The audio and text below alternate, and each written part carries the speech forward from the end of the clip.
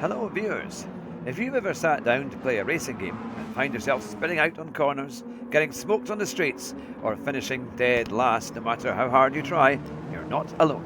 Every beginner feels the flat frustration at some point, because these games demand more than just pressing the gas and hoping for the best. The truth is, most new players fall into the same 10 mistakes that completely ruin their chances of improving. But the good news is, once you know what those mistakes are and how to fix them, you'll instantly feel more in control, start shaving seconds off your lap times, and finally experience what it's like to compete successfully in racing games. Let's get into the mistakes and how to fix them.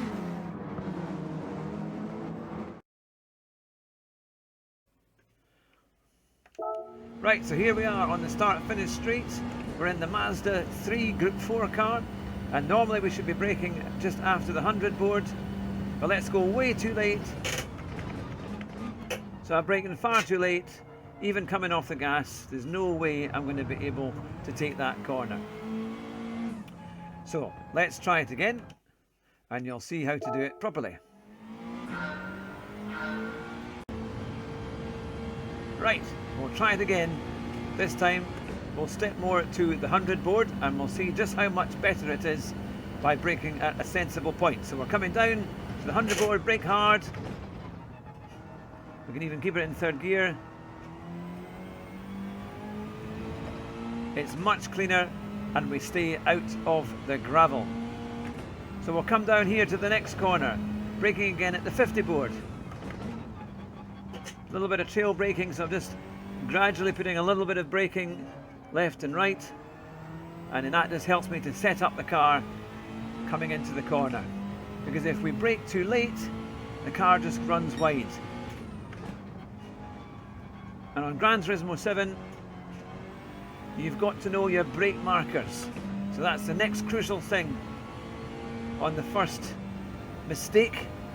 Braking, get to know your brake markers, and then you'll be able to corner so much better and stay on track. Coming into the big hairpin here.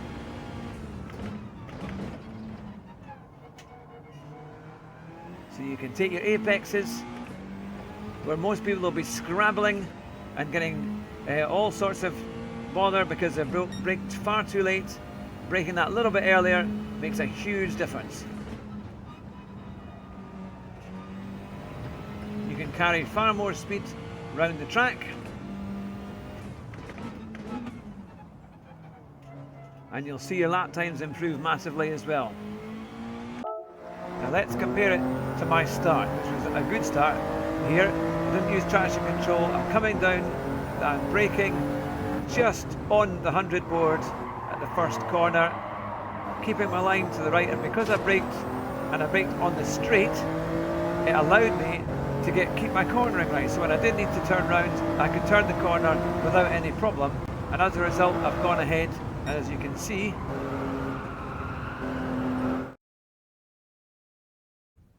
right, here we go, we're inside the Alfa Romeo, so I'm going to put the revs right up to the limit.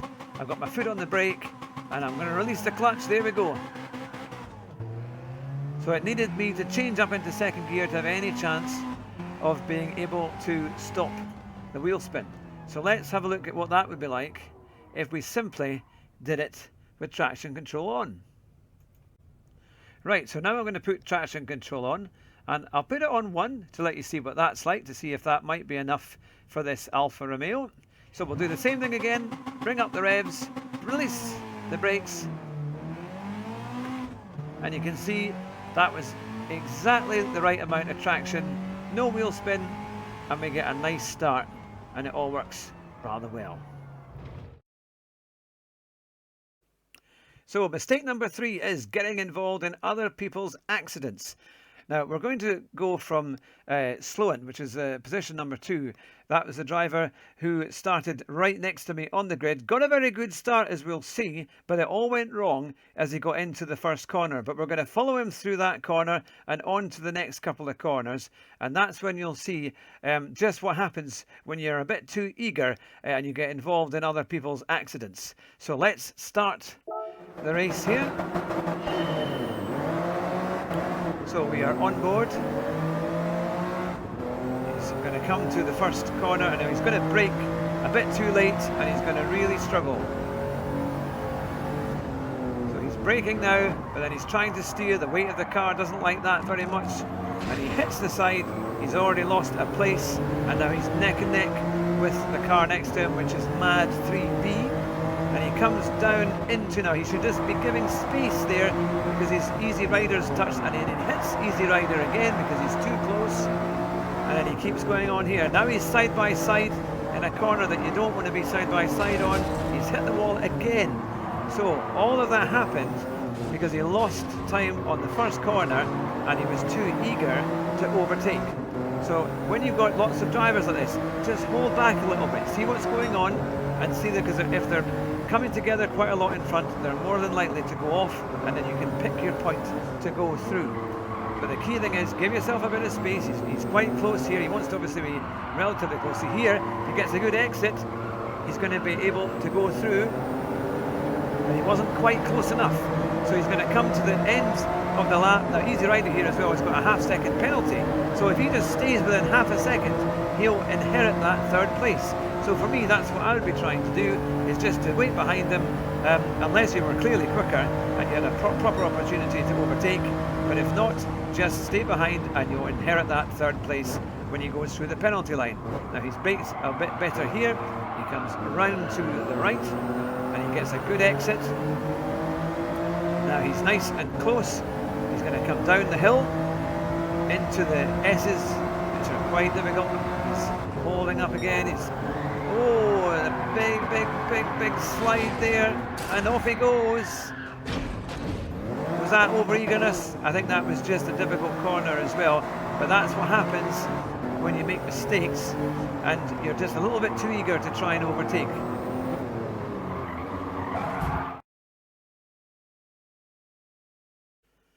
Now, the next mistake that we're going to look at is not using the full track. And on Gran Turismo, you need to use all the track and more, and keep obviously within the racing limits and the track limits. But if you don't do that, you're going to be losing an awful lot of time. Watch me as I go through the next couple of corners here, and we'll see exactly what I mean.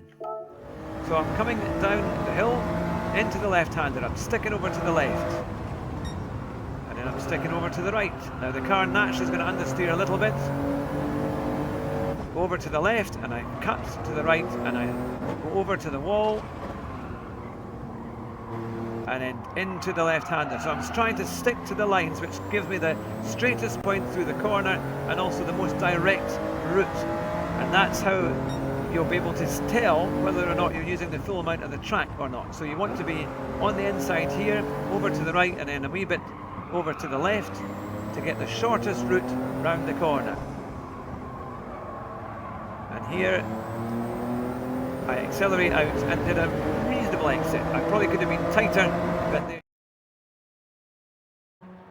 right, now on this one we are going to go to the settings page because the next mistake is using automatic gears. Now you might need to use automatic when you first start, and if you're on a controller then yeah, that's fine for a wee while, but if you want to go faster you're going to need to use a manual transmission. So you go into the assist settings and you just simply go into here. I'll put it on for automatic because I want to show you exactly the difference by using automatic and then by using manual gear. So let's go to the start.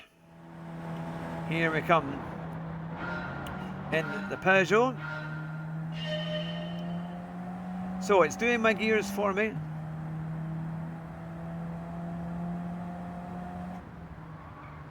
Oh, and it only just kind of changed down there. Now you can see that it's highlighting the gears as well for the next corner as we approach it. Or it should be. So as we come down here, now, so we're in top gear. Now normally I would be wanting to change probably down to fourth, or at least back off a wee bit. Yeah, it's saying it needs fourth, but it stayed in fifth. And that means it's much harder to actually turn the corner. Now in this road car, it's not quite as important. You can maybe get away with it a little bit, but in GT3, GT4, where every fraction counts, you want to be in charge of the gears so that you can make real progress. And also, if you change down gear on certain cars, like most of the road cars, as long as you've got the braking right, it can sometimes help your braking. It's called engine braking. And also it gives you a little bit better turn-in as long as your wheels... So here we are again in the Peugeot. This time I've got my own gears.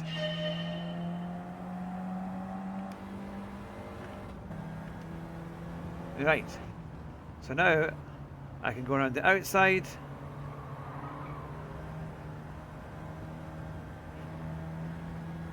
I can use every bit of the revs I need. Or if it's in a car that's got a lot of mid-range torque, I can change up earlier, because it's unlikely that the automatic box is probably going to scream it out in every gear regardless of the car. So here I'm in 5th gear. I can stay in 5th for this, but I definitely want to be in 4th to get power out of the corner.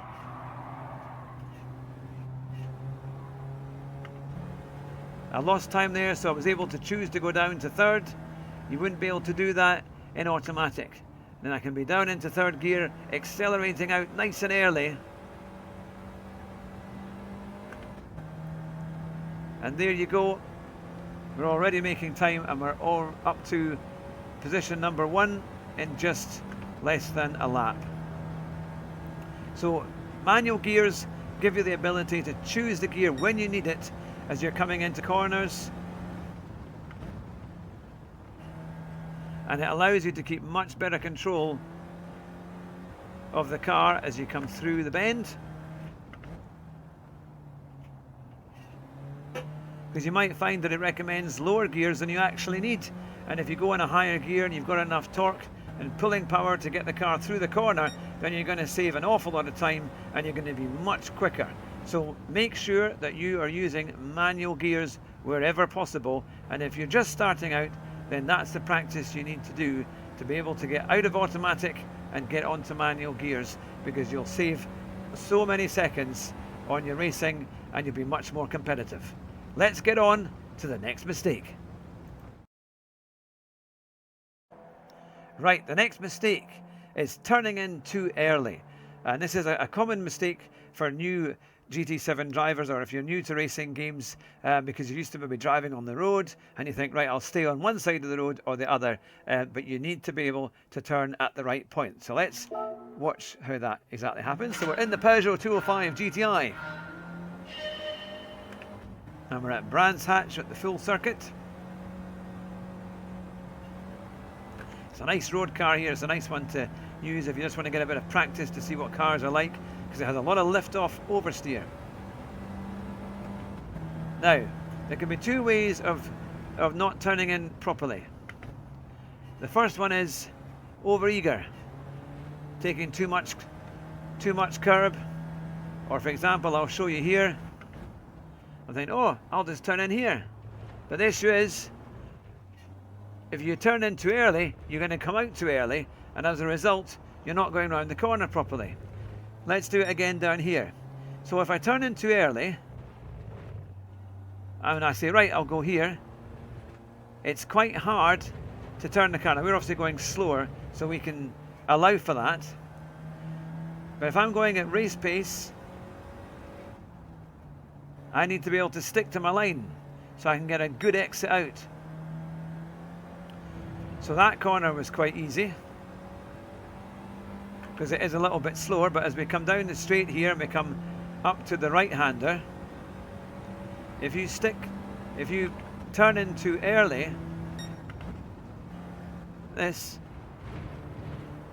you're just going to be using, you're going to basically go on the other side of the curb as you exit the corner. And you want to be able to stick within those curbs and the track limits. So we come round to the right. So again here, if I turn in too early, well, that was just about enough. But if you go here, because it's quite sharp and it's got a short corner there, if you turn in too early, you're just going to go straight at the exit, which is not where you want to be.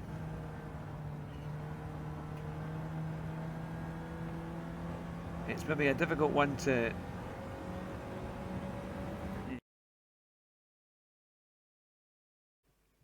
Now, the next rookie mistake is starting from the back. Now, this is what happens if you don't do qualifying or if you're not very fast in qualifying and you're going to be at the back of the grid in your lobby. Just look how much harder it is to race when you start from the back.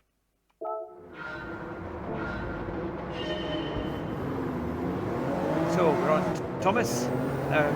Bezibo had a terrible start, so he has actually made up 2 places because Poopy Crow didn't even go when the light went green. So he is up into 10th place, but that's an easy one for a lower lobby. So he comes into the right-hander, and he takes the right quite well there. There's a bit of a gap between him and the cars in front. He's got Darth V Raider in front, so he's coming in to the left-hander, and then into the right.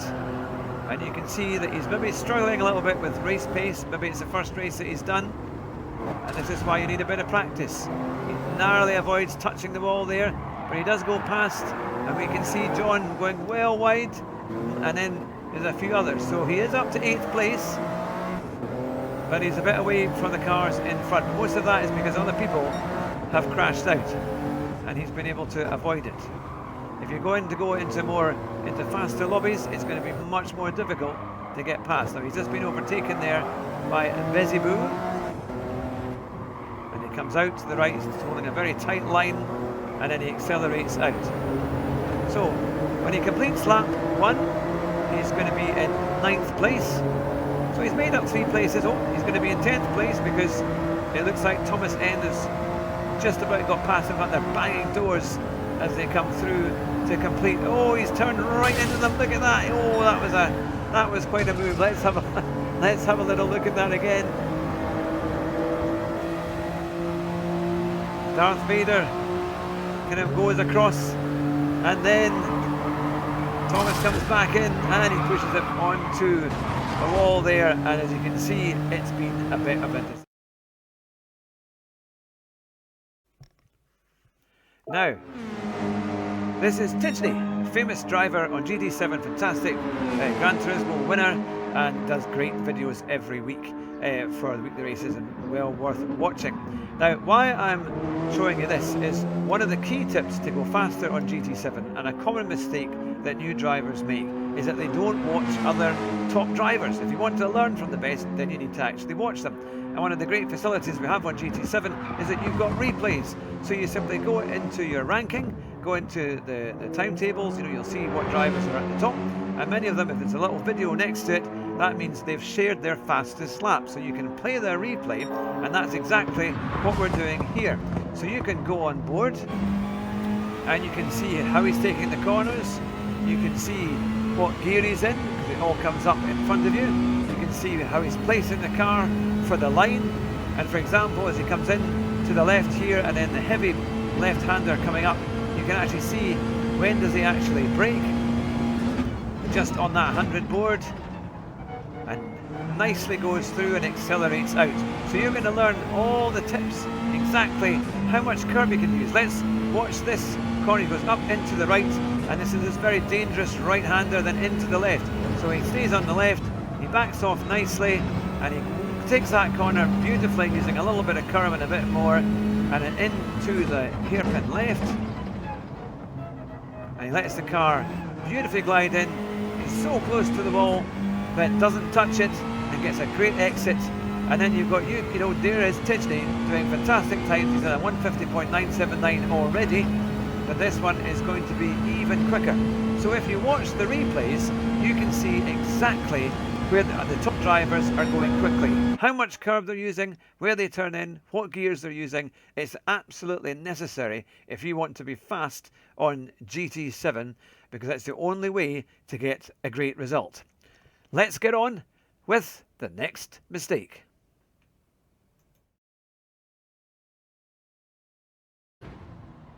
Now here we are with Tijni again, and we're going to show you exactly how good he is, because his steering is incredible. If you watch his steering, he's incredibly smooth and he doesn't turn very much. Here we are, but this is coming onto a left-hander, which is a fairly kind of medium corner, but then it tightens up, and he's just got just enough steering, very smooth, not big, drastic moves, and not too fast, nice and controlled, and that allows him to accelerate out or to brake before the corner and then to accelerate out nice and smoothly. There he goes. He's not having to make any major corrections. Look how close he goes into the corner there, hitting the apexes, and just gently steering. It's a good smooth move that allows the car to respond really well. It's not being kind of dragged around the corner. It's just being gently coerced through the corner, and this makes up so much time. He comes into big braking, so he's braking on the straight, holding it nice and straight, and then as he starts to release the brakes, that's when he turns in, and then he accelerates out, and then he's going back to a straight as he's accelerating out of the corner. And crucially, his lines are excellent, and when he comes up to this death corner here on the right, and then the left, just backs off a little bit, turns in. Look how easy it looks.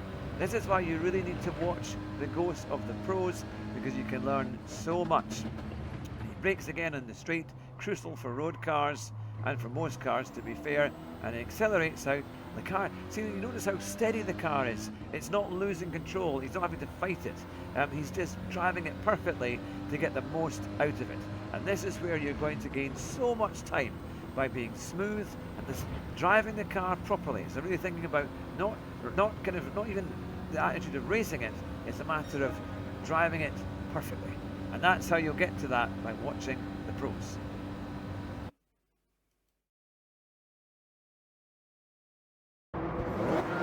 Right, we're in position number 7 with Nemo, the French driver.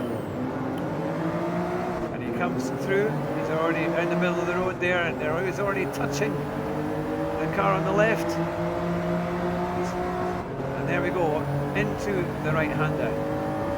Oh, and he's gone straight in there. Tried to go eagerly overtake, and he's going to be brutally pushed aside again.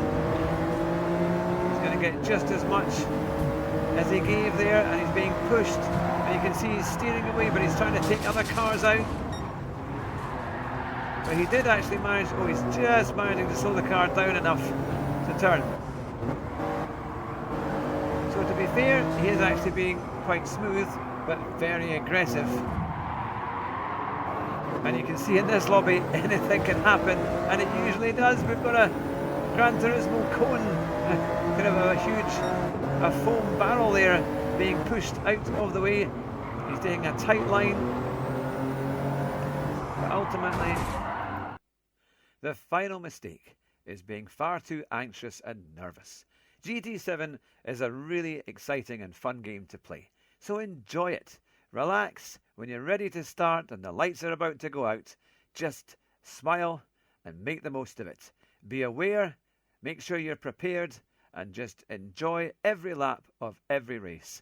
And I'm sure you're going to get faster and faster, and it will be brilliant to see you work your way up the leagues. So drive fast and don't crash, and we'll see you very soon.